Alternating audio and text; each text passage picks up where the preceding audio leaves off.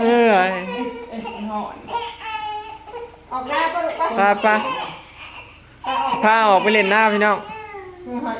ออกหน้าเนาะออกยุ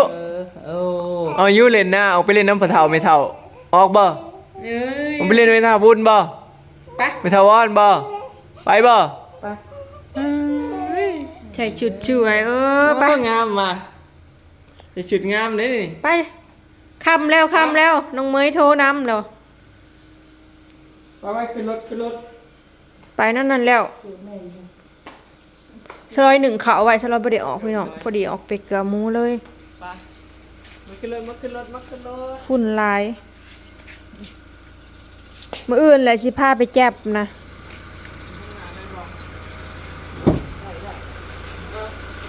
กันโลดใกล้ๆนึงท่านก็ได้กินนมน้อยนึงแล้วบ่อยากให้นั่งนะยันเพิ่นออก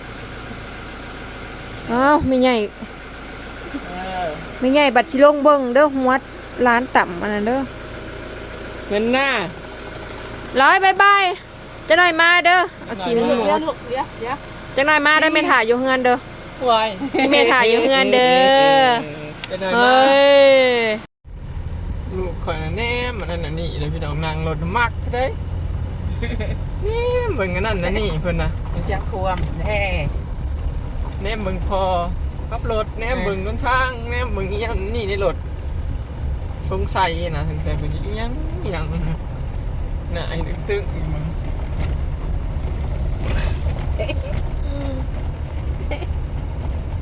โอ้ได้ใส่ชุดงามงงกันนะแนมนั่นจ้องเบิ่งยังหอยต้องแรงหอยแนมเบิ่งผ้าหอยต้องแรงหน้าพี่น้องเพิ่งเข้ามาเนาะบ่อยเกี่ยวมูแล้วเด่นจักหน่อยก็พาเข้ามาไปเล่นหน้าไปเล่นน้ำกระเทาไม่เท่าสิดุหอดแล้วมื่อนี้ออกคำแห้งเนาะวายบอยฮักกระเกือมูแล้วพี่น้องโอ้ยออกมาคำออกมาเห็นซองไม่ลูกนี่ไม่ร้านกินน้ำมันออกมาข้าเจ้าเมื่อเบิดแล้วพี่น้องพอทามีได้เมื่อละบอพอทามีไปใส่เที่ยวเล่นที่ชื่อนั่น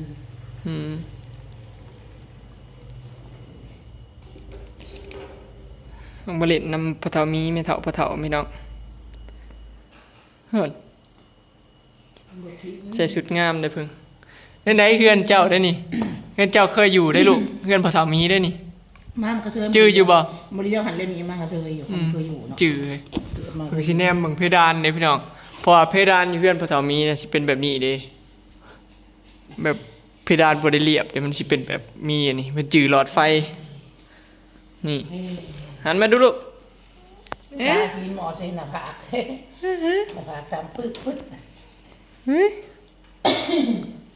เฮ้ย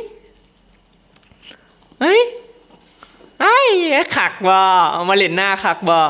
เฮ้ยถามมาลามาแล้วมาแล้วผมมาเงินเอาอีกอย่างเว้ยมาแต่ซ้ายตัวงามผมโอ้ยมาเงินเอาอีกอย่างเว้ยทำเดี๋ยวมีหยิบเนี้ยลูกเนี้ยติงนางตังนิ่งชาเอ้ยรักจริงไม่หลอก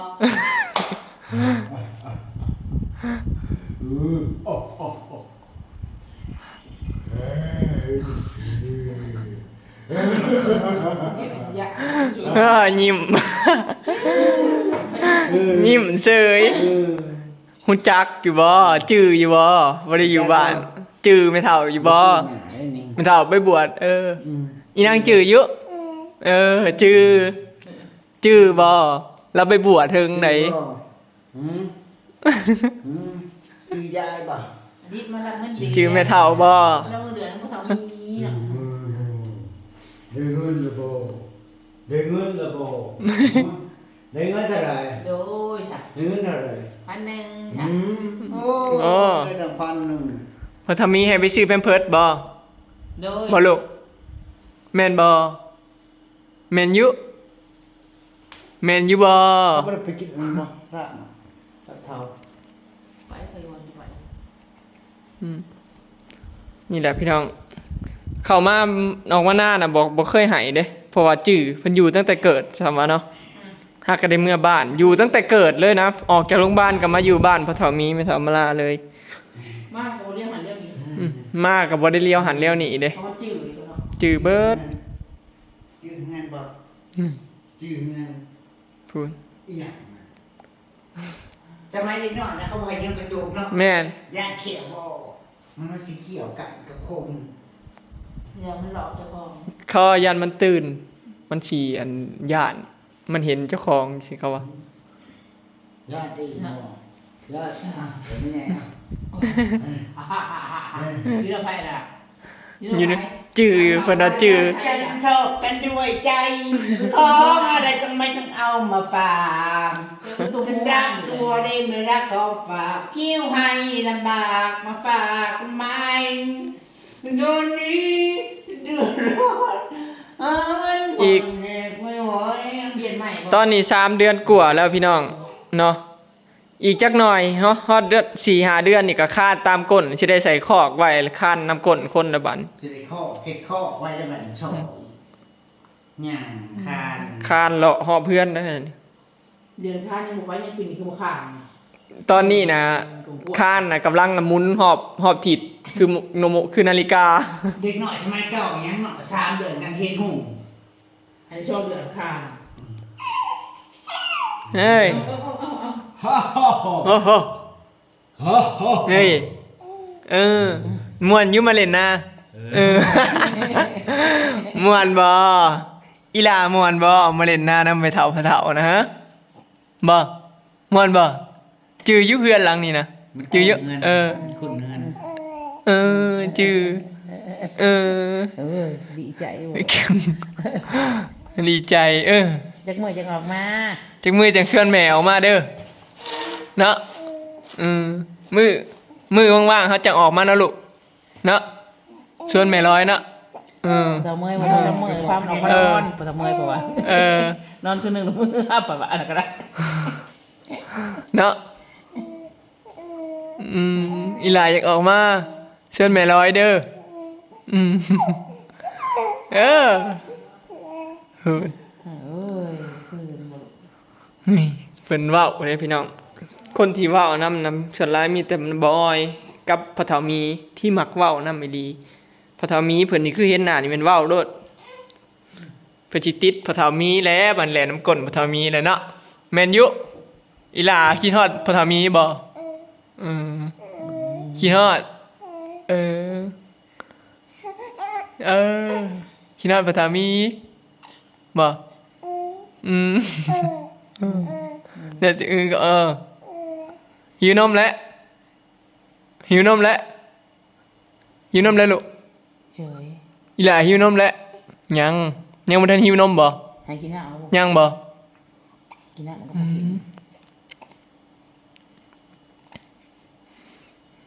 พอทามีให้เงินเดือนว่ะ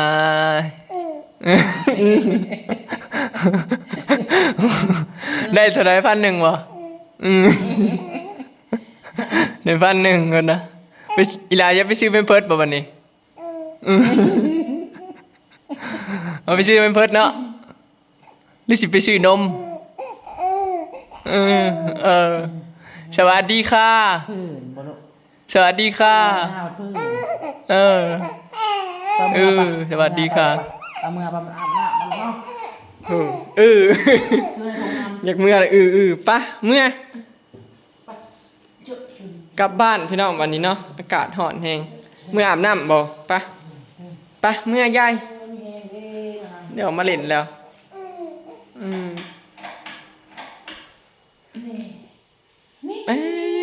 บนนอนยังอย่างนี้นะนอนยังตรงว่า เป็นจืดพี่น้องงอนอยู่นี่เนาะ3 เดือนกว่าพี่น้องเบิ่งไปเอาอันนี้เพิ่นก่อนแนวอันเอียงก็ไก่เขาไข่เพิ่นพี่น้องเมื่อซ้อนเพิ่น เพิ่นค้านได้อิหยังไรพุ่นล่ะสาเหตุที่ให้เบิ่งนี่คือให้เพิ่นเล่นนำนะพี่น้องบ่แม่นว่าให้เพิ่นอ่านได้ดอกแต่ว่าให้เพิ่นเบิ่งให้เพิ่นจำได้นะพี่มิทบุญเมื่อปาเขาเด้อมิทบุญเอ้ยเมื่อชาติเราอะอีหยัง ป่านะเขาคือป่าได้หลาย แต่ว่าแบ่งปลาให้พี่น้อง ไปปล่อยเลย ปะเมื่อตะวันแนวได้ลูกพอบ่เห็นนำตะวันแนวใดหืม ใหญ่มากต้องทำงานใจนี้ นั่นแหละ เป็นยังไงจะให้การกำเพิดหน่อย ใหญ่มาต้องรู้จักทำงานเด้ เดือนละพันนะลูกเนาะ หามใช้เงินเป็นพร้อมเด้อลูกใหญ่มากก็รู้จักทำงาน ปีนา หา เล่ เงิ น น ปีนาก็เล่นลิงติ้งลิงติ้งลิงติ้งน้ำเขาเลยนี่นะ เรียนน้ำปฐมีอยู่ เออเดี๋ยวน้ำก้นเขาด้วย ว่าปฐมีแล้วเขาไปเล่นน้ำคู่มือเด้พี่น้องเด็กน้อยจื้อเด้แล้วเขาไปเล่นน้ำทุกมือแล้วก็เด็กน้อยติดเลยพี่น้องเนาะเด็กน้อยเคยอยู่กับไผก็สิติดคนนั้นต่อไปก็สิเล่นน้ำก้นปะเฒ่าแล้วย่างได้เรียนได้ไปน้ำปะเฒ่าไปมาบ่ติดพ่อติดแม่ซ้ำบ่เนี่ยได้กับปฐมีมาแล้วก็ยิ้มเป้ยเลย บ่อยนะมาหอด จะมีบอกว่าให้จักทำงาน เขาในงานพอดีใจเฮ้ยหัวสีช้อยรู้จักทำงานลูกใหญ่มารู้จักเก็บเงิน ห้ามใช้เงินเป็น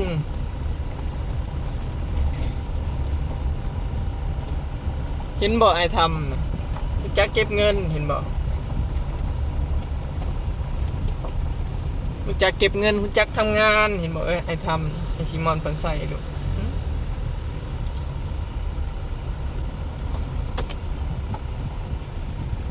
เมื่อกันพี่น้องมานี่แม่เพิ่นคงจิถามเลยว้ายหอดเฮือนแล้ว ขี้ฝุ่นมาร้อย นี่ พี่พูนมาเล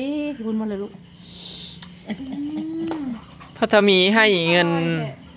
แล้วก็บอกว่า ได้หักเงินเดือนเคย ต้องรู้จักทำงานต่อไป เดือนละ1,000 บาท เพิ่นว่าให้ทุกเดือนให้ค่าเปมเพิร์ดแต่ต้องรู้จักทำงานนะ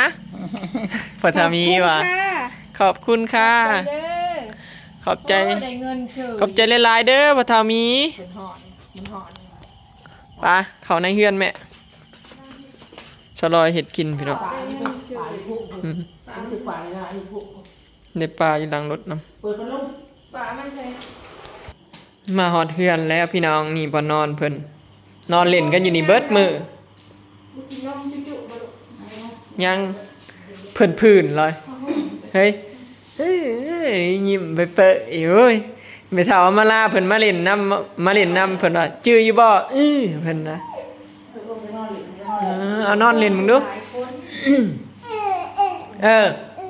เป็นไรขากยุมวนบอกไปเลยนะเอาปุ้งนอนลงก็อยู่หลายคน เฉย ฮะเป็นอะไร จอง มาลูกมวนยุออกหน้านะมวนยุ มันอยู่บ่รู้จักถึงกล้อง มวนยุออกหน้านะมวนบ่ เพจเหลือมยำ มวนบ่อลิสอีนาออกหน้าเห็นอยู่ คือมีเพจเหลือมยำไปหอ มวนบ่ ยักษ์จะไปหอมแล้ว มันจะทาชีเด็บบ่ เผ็ดแน่นี่บ่จักแน่นเผ็ดแน่เผ็ดแน่นบ่มีดอกยังปิวไปบ่ ได้เงินเฉยหย่อนปุ๊กไว้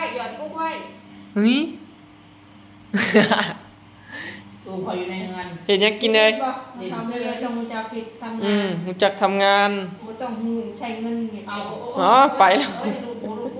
ไปธนาคารนะ บ่ต้องใช้เงินบ่แม่นบ่ต้องรู้จักหาเงิน แล้วก็ต้องรู้จักเก็บ จักสิเป็นเส้นแห้ง ป่ามีนะป่าอาหาร ต้มไข่ แม่ป่ามา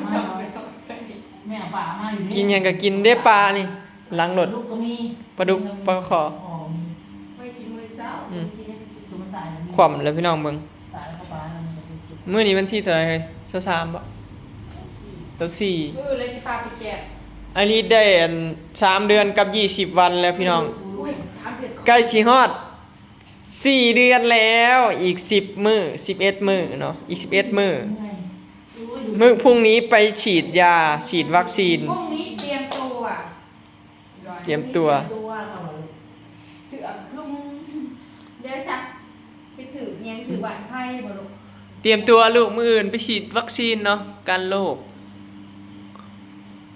ไปอยู่แต่เช้าพี่น้องมื้ออื่นเนาะขาน่ะเดี๋ยวนี้น่ะใหญ่เด้อพี่น้องขาน่ะใหญ่ขึ้นใหญ่ขึ้น พอเท่าเมื่อยไปจากมือละพระเอาพระนอนเพราะว่าเอาอีกเลยเป็นมือนึงละมือ เมื่อแล้วก็เงียบพี่น้องเคยอยู่นำกันแบบอื่นๆอยู่ เฮาก็เงียบเหงาแล้ว เฮาก็เงียบงู บ่พอได้ไปหาอยู่หากินหยังดอกเพิ่นกินนมแม่ หน้าลูกเนาะ ผื่นเว้ยโอเคเนาะพี่น้องคลิปนี้ก็สิได้จบไปสำนี้เด้อเนาะฝากเป็นกำลังใจให้ครอบครัวเฮาเด้อพี่น้องเนาะเป็นกำลังใจให้อาลิสเด้อขอบคุณพระเฒ่ามีหลายๆเนาะไปแล้วสบายดี ขอบใจทุกคนเด้ออย่าลืมเบิ่งคลิปเนาะแล้วก็อย่าขาดโฆษณาเนาะเพื่อได้พอได้กันซื้อทั้งเปิดมาหน่อยนี่ ชื่อเป็นเพิร์ดชื่อนมนะพี่น้องบัดนี้เนาะเพราะว่าสี่เดือนแล้ว 4 เดือนนี่เลยสิให้อันจะเว้นเสียงกินนมพุ่งก็คือกินนมแม่แบบเลิกใหญ่มันก็เลิกแบบบ่นั่นนะพี่น้องพอได้เดียว ให้กินคู่กันไปพี่น้อง แล้วก็กินแบบจิ๊บๆก่อนมันดิ บ่ให้ ลงหน้าเฮาให้กินลมมันสิบ่กินเด้เดี๋ยวให้เพื่อนมันจะกินข้าวเนาะ